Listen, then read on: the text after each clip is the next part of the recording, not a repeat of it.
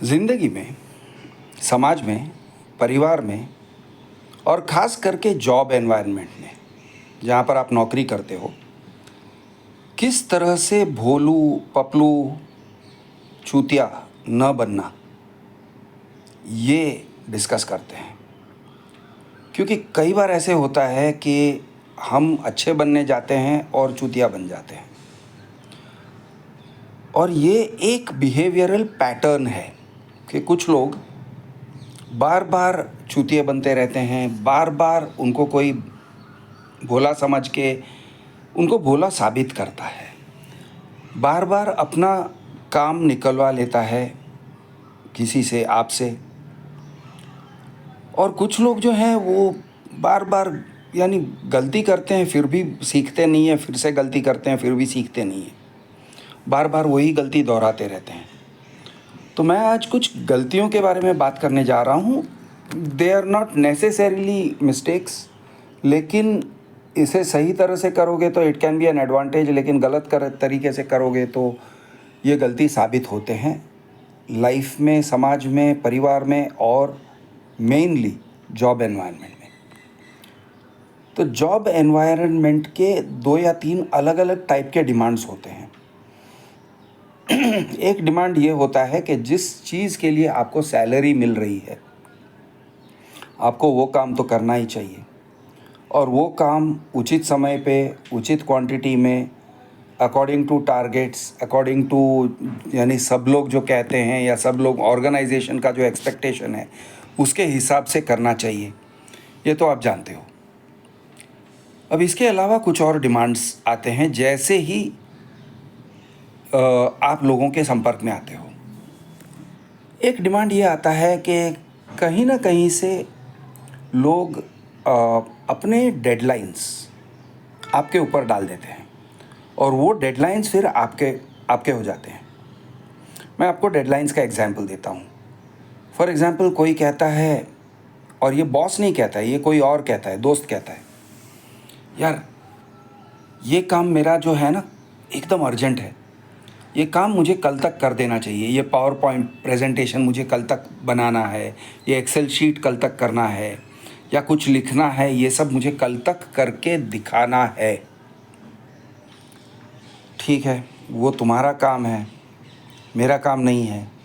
हाँ दोस्त, लेकिन मुझे हेल्प करोगे, मुझे एक हेल्प करोगे कि इसमें से कुछ काम तुम ले लोगे जिससे मेरा काम आसान हो जाएगा या पॉसिबल हो जाएगा। दोस्त, ये तुम काम करके दोगे ना तो मेरा काम होगा कल तक, और अगर ऐसा नहीं है तो कल तक मेरा काम नहीं होगा, ये बहुत प्रोबेबल है। तो आप कहते हो ठीक है, मैं हेल्प करता हूँ। अभी उसको हेल्प करने के चक्कर में आपने उसका डेडलाइन अपने ऊपर ले लिया। उसका डेडलाइन है कल, मतलब आज रात को आप बैठोगे उसके काम के लिए। शायद वो काम छोटा है, शायद वो आधे घंटे का काम है, लेकिन मेरे एक्सपीरियंस में ऐसा है कि कोई भी काम, ऑर्गेनाइजेशन का काम छोटा नहीं होता है और आधे 1 घंटे का नहीं होता है, थोड़ा ज़्यादा ही होता है।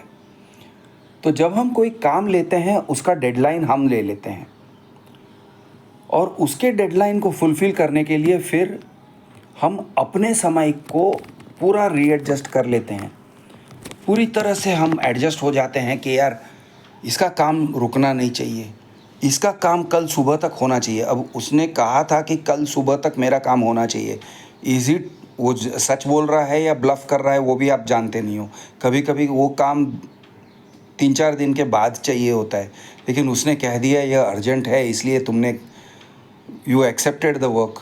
अब वो डेडलाइन, उसका जो डेडलाइन है वो तुम्हारा डेडलाइन हो जाता है।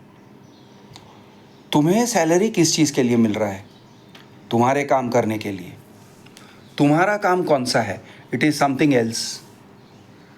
What ever your work is, it is something else. तो इसका काम जो तुमने ले लिया, क्या इसके लिए तुमको क्रेडिट मिलेगा?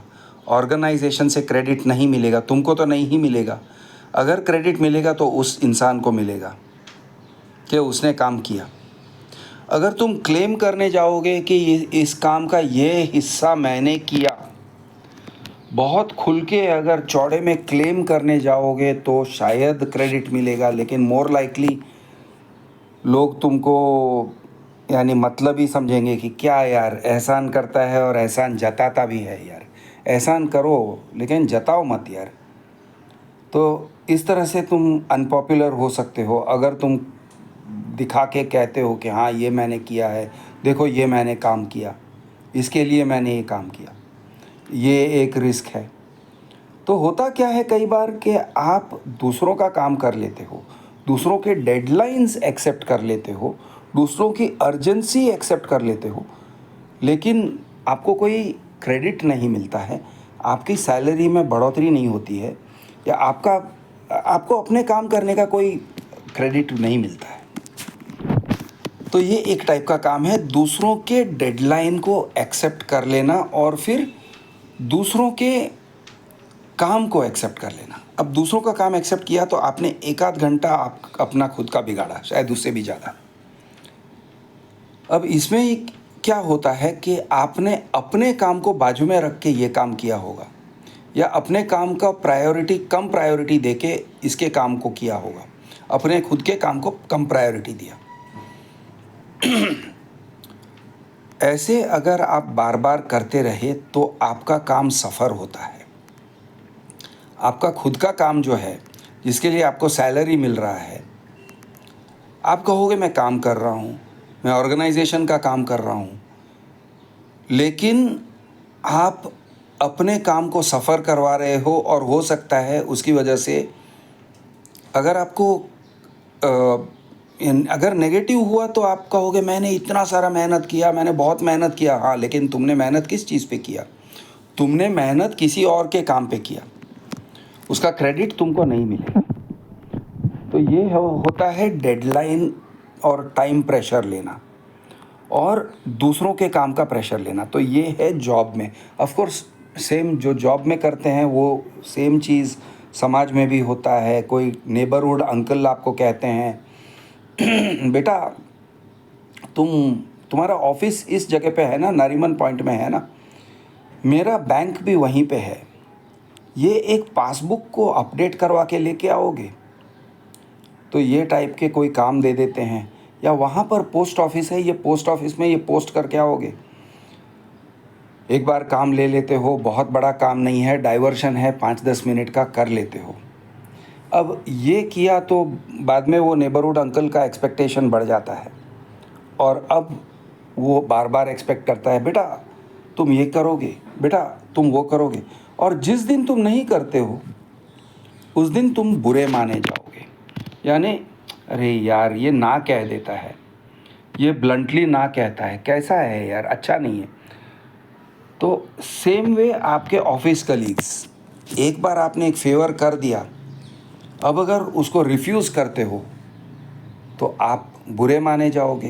अरे यार ये आदमी ने ना कह दिया, पहले एक बार किया था उसने, फिर पता नहीं क्या उसका दिमाग सनक गया, वो ना कह रहा है, तो उसका तुम्हें क्रेडिट नहीं मिलता है। एक डेडलाइन प्रेशर लेने का, आपके बॉसेस भी कभी कभी उनके डेडलाइंस आपके ऊपर डाल देते हैं। या आप, मेरे क्लाइंट्स ऐसे किया करते थे, मैं मेरी क्लाइंट्स की बात करता हूँ। मेरा एक क्लाइंट था, उसके मैगज़ीन हर 2 महीने निकालना होता था, उसी बेसिस पे मैंने कॉन्ट्रैक्ट एक्सेप्ट किया था। लेकिन अचानक से उसका रिक्वेस्ट आ जाता था, Krish next month chairman Europe जा रहे हैं। तो मैं कहता हूँ ठीक है।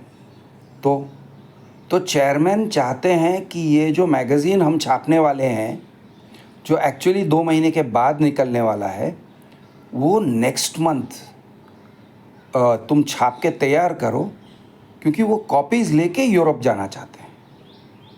तो मेरा डेडलाइन आगे आ गया। अब ऐसे नहीं है कि मुझे कोई एक्स्ट्रा पेमेंट देने वाला है, ऐसे नहीं है कि मुझे कोई क्रेडिट मिलने वाला है। इनफैक्ट मुझे इसका नुकसान होने का पूरा चांस है, क्योंकि वो कहेंगे वैसे तो हम 36 पेज का छाप रहे हैं, लेकिन 36 पेज के बदले 24 के पेज का बना दो, ताकि 1 महीने का काम जल्दी हो जाए, कम एडवर्टीजमेंट्स, कम एडिटोरियल मैटर। हाँ ठीक है, लेकिन इसका मतलब मेरा भी पेमेंट कम मिलता है ना, मुझे भी कम पेमेंट मिल रहा है। तो मैं अगर ये एक्सेप्ट कर लेता हूँ कि हाँ चलो एक अगले महीने में कर देता हूँ, तो मैंने कम पैसे भी एक्सेप्ट किए, मेरा ओवरऑल ऑर्डर साइज़ छोटा हो गया और अगली बार वो कॉम्पेंसेट नहीं होने वाला है।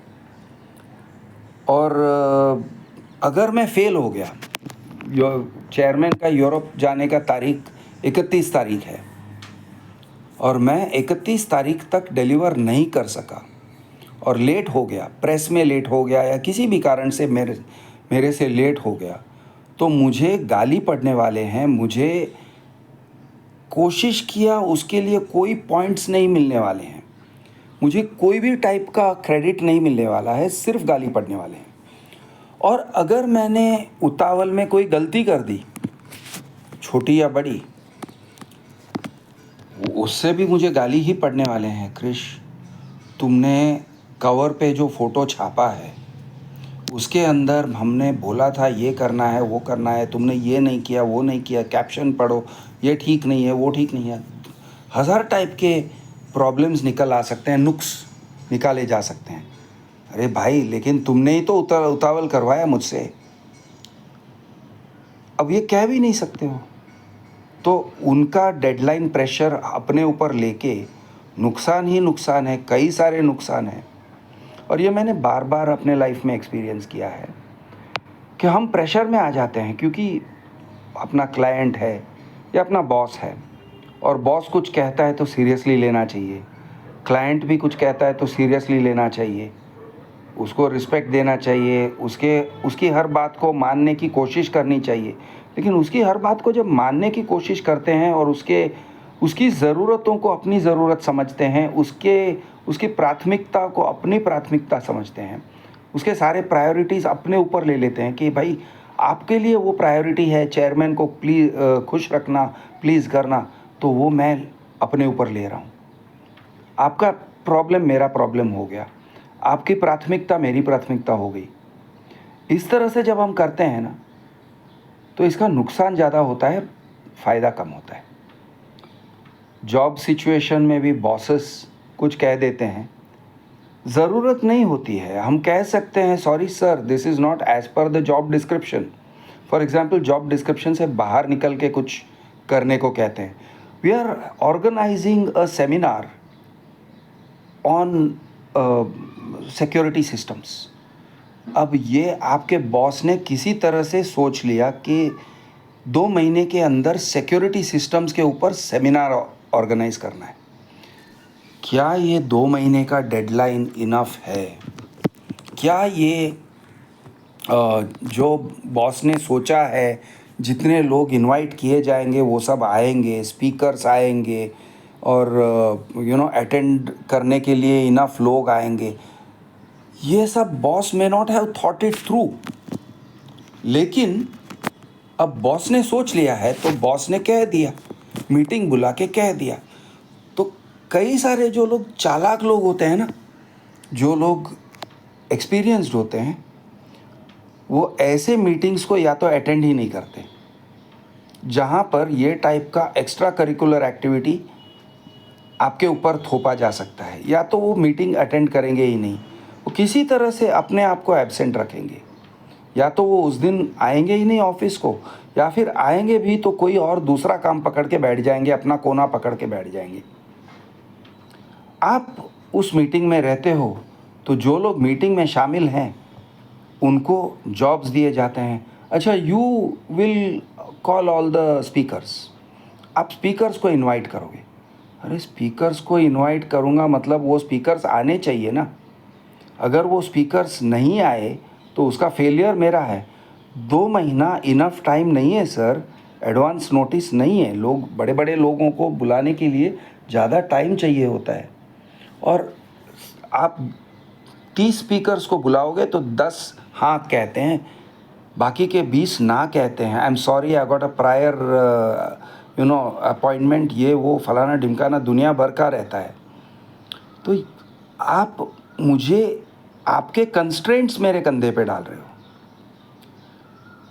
और मुझे क्रेडिट नहीं दिया जा रहा है और मेरे से फीडबैक नहीं लिया जा रहा है। तो इस तरह के सिचुएशंस खड़े हो जाते हैं ऑर्गेनाइजेशंस में, जॉब्स के सिनारियो में। तो वहाँ पे क्लियरली जो लोग आपको लगेगा कि जो लोग अवॉइड करते हैं, जो लोग मीटिंग अटेंड नहीं करते हैं, जो लोग इधर उधर से निकल जाते हैं, पतली गली से निकल जाते हैं, वो मूर्ख हैं या वो कायर हैं या फिर वो they are not sincere, they are not helping the organization, they are not loyal to organization, ऐसे सब आपको दिखेगा, ऐसे सब आपको लगेगा। लेकिन सच्चाई ये होता है कई बार कि वो लोग जानते हैं, वो they know something you don't know. वो लोग जानते हैं कि ये टाइप के सिचुएशन में पड़ोगे तो this is a no win situation. उनको अपने बॉसेस के नेचर्स समझ में आ गए हैं। वो जानते हैं कि ये बॉस जब कुछ कहता है, क्योंकि एक ऑर्गेनाइजेशन में मल्टीपल बॉसेस होते हैं, तो मल्टीपल बॉसेस के मल्टीपल दिमाग चलते हैं, तो उन लोगों को पता चला होता है कि भाई ये बॉस का ये दिमाग है, वो बॉस का वो दिमाग है, और यहाँ पे बॉस ने कोई काम दे दिया, बाद में चल के बॉस बात बदल देगा, he is going to change what he is saying. तुम तब कह नहीं पाओगे कि सर आपने ही तो कहा था ये काम करने को, अब आप दूसरा काम कह रहे हो, या फिर आपने ही तो कहा था ये काम करने को और आपने कहा था ये प्रायोरिटी है, we must get this speaker, और मैं इसके पीछे कोशिश करता रहा और मेरा रेगुलर वर्क जो था वो सफ़र हो गया। अब आप कह रहे हो you are not doing your work, you are careless, you have not done your, जिसके लिए तुमको सैलरी मिल रहा है वो काम नहीं कर रहे हो।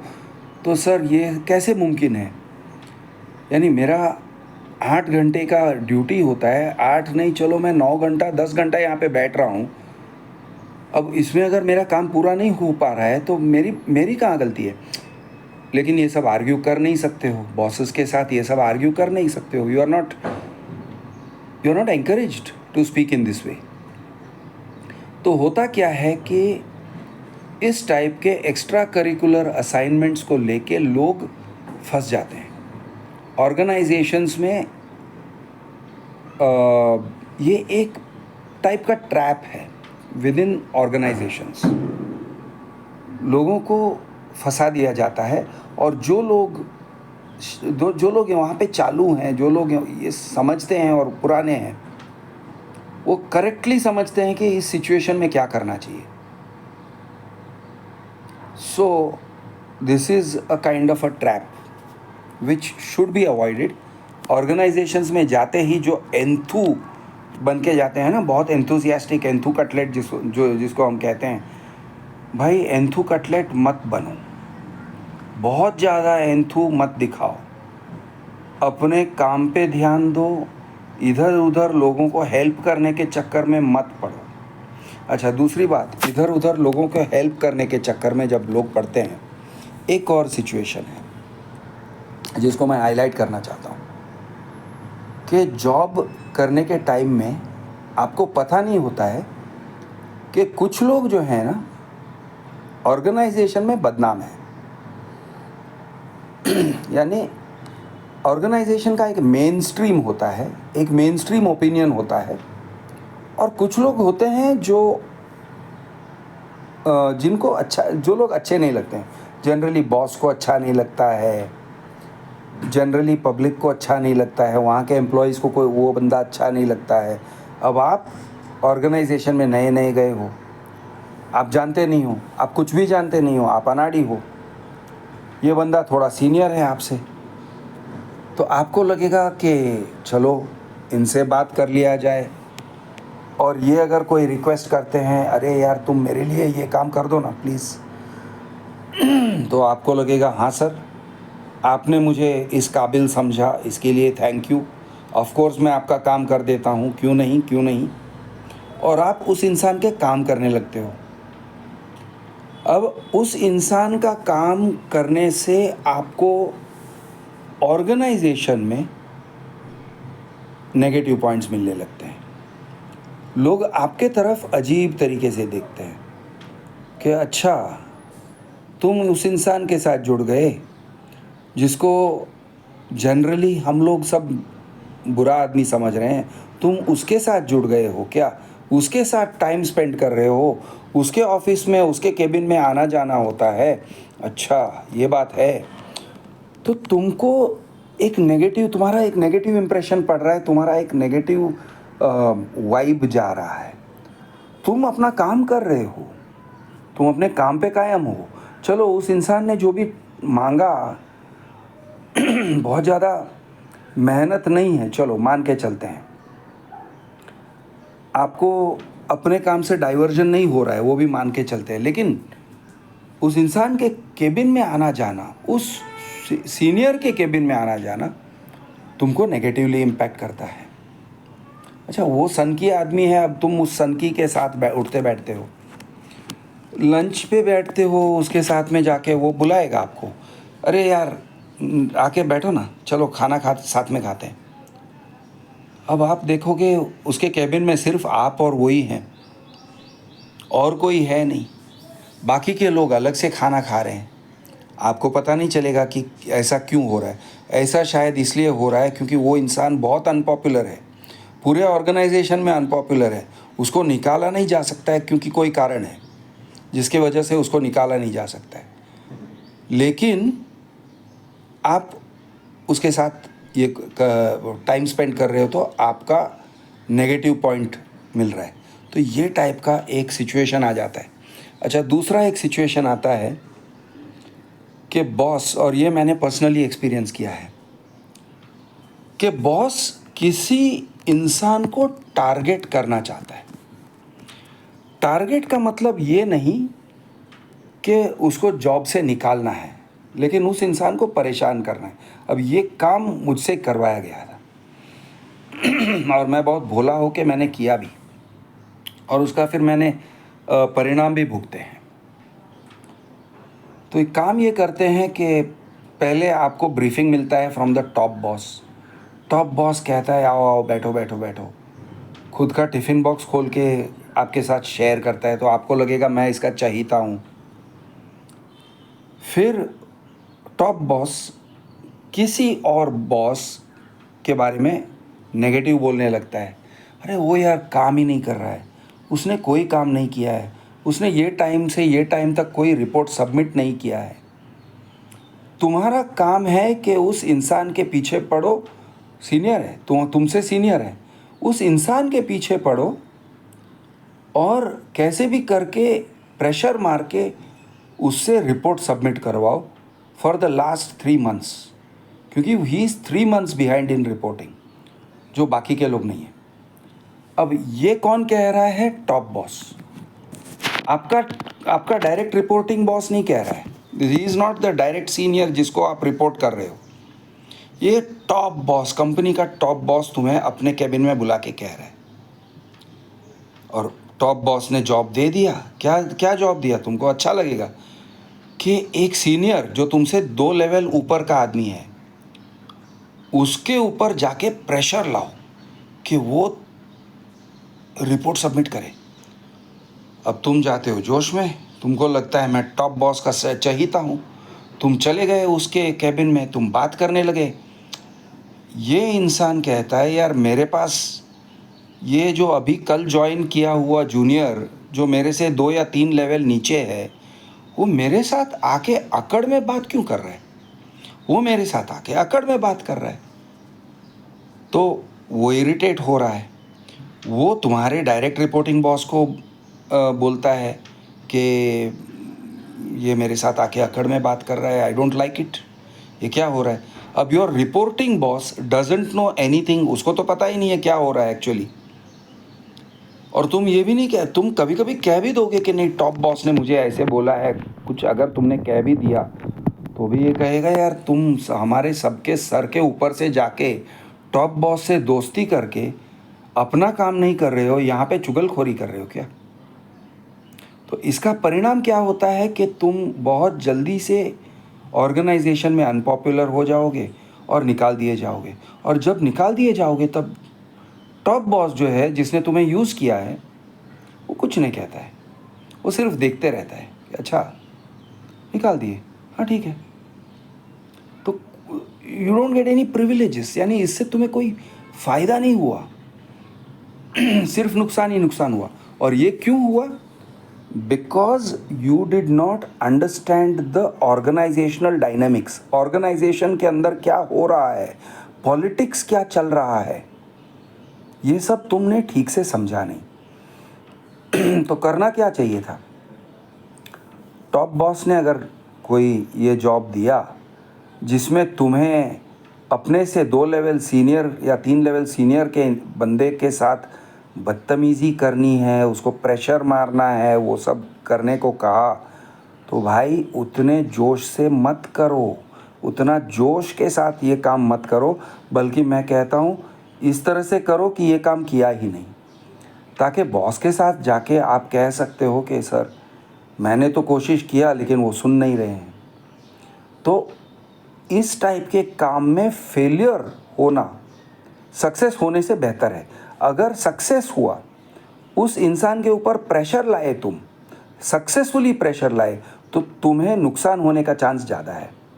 बनिस्बत के अगर फेलियर हुआ तो कहेंगे ठीक है, जाओ अपना काम करो।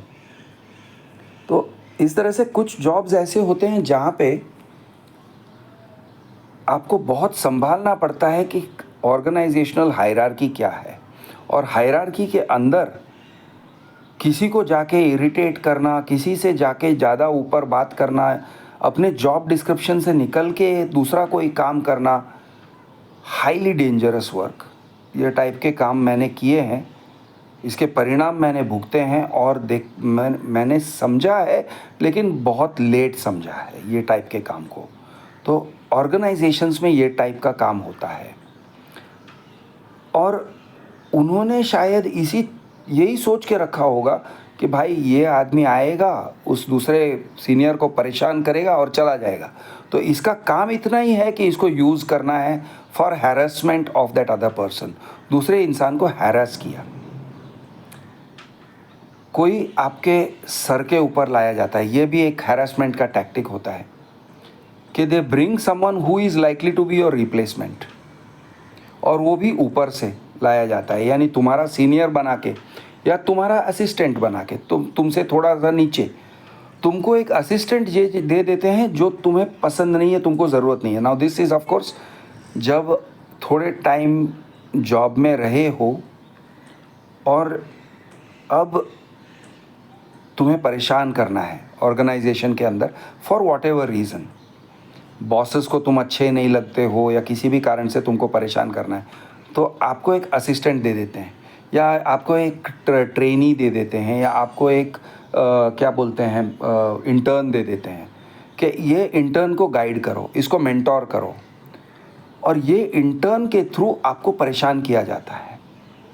आप इंटर्न को ट्रेन कर रहे हो, मतलब आपका काम नहीं हो रहा है, काम नहीं हो रहा है तो फिर वो कहेंगे तुम काम नहीं कर रहे हो, या फिर ये इंटर्न के टेम्परामेंट को संभालते संभालते हो सकता है वो इंटर्न को किसी ने चाबी चढ़ाया है, या वो जूनियर को चाबी चढ़ाया है, असिस्टेंट को चाबी चढ़ाया है कि तुम ना इनसे बेहतर काम करते हो, इनका काम अच्छा नहीं है, इनको निकलवा दो और तुम उनकी जगह पे बैठ जाओगे। तो वो परेशान करते हैं।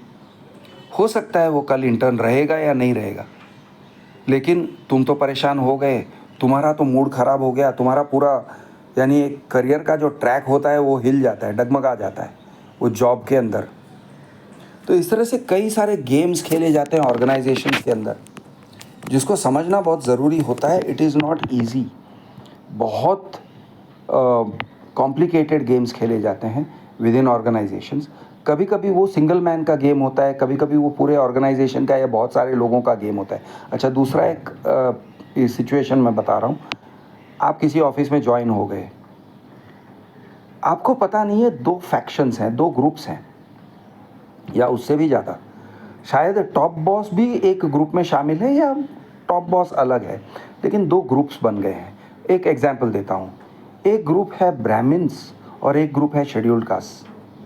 अब आपको पता नहीं है ब्राह्मण्स कौन, शेड्यूल्ड कास्ट कौन, आप सेक्युलर हो, आपको कुछ पड़ी नहीं है ऑर्गेनाइजेशन के अंदर कौन से कास्ट पॉलिटिक्स चल रहे हैं, आपको पड़ी नहीं है। लेकिन इंटरनली ब्राह्मण्स एक ग्रुप हो गए हैं, शेड्यूल्ड कास्ट एक ग्रुप बन गए हैं। अब आपको जो काम दिया जाता है, आपका रिपोर्टिंग बॉस कौन है, किस ग्रुप का है, और उसके ऊपर का आदमी जो है वो किस ग्रुप का है, आप उसके साथ कितना इंटरैक्ट करते हो। अपने डायरेक्ट रिपोर्टिंग बॉस से ऊपर कि किसके साथ इंटरैक्ट कर रहे हो, ऑर्गेनाइजेशन में किसके साथ उठते बैठते हो, किसके साथ अपना टिफ़िन बॉक्स खोलते हो और खाते हो, किसके साथ आप घर जाते हो, किसको आप पिलियन राइड देते हो घर जाने के लिए, या कौन आपको पिलियन राइड देता है घर जाने के लिए, घर कौन आपको लिफ्ट दे रहा है। ये बहुत क्रिटिकल हो जाता है, आपको कुछ पता ही नहीं है। आप जॉइन हो गए हो और आपको जो कुछ कोई भी बुलाता है कि आओ बैठो, तो आप बैठते हो। तो इस तरह के बहुत सारे फैक्टर्स होते हैं जिसको संभालना होता है ऑर्गेनाइजेशंस में। जॉब्स के जो यानी ऑर्गेनाइजेशन के इंटरनल एनवायरनमेंट के बारे में बात करते रहेंगे। बहुत कॉम्प्लिकेटेड है, बहुत सारे प्रॉब्लम्स और ट्रैप्स हैं, बहुत बड़ा सब्जेक्ट है, वी विल डिस्कस। चलिए आज के लिए इतना ही। हैव अ ग्रेट डे, फिर मिलेंगे।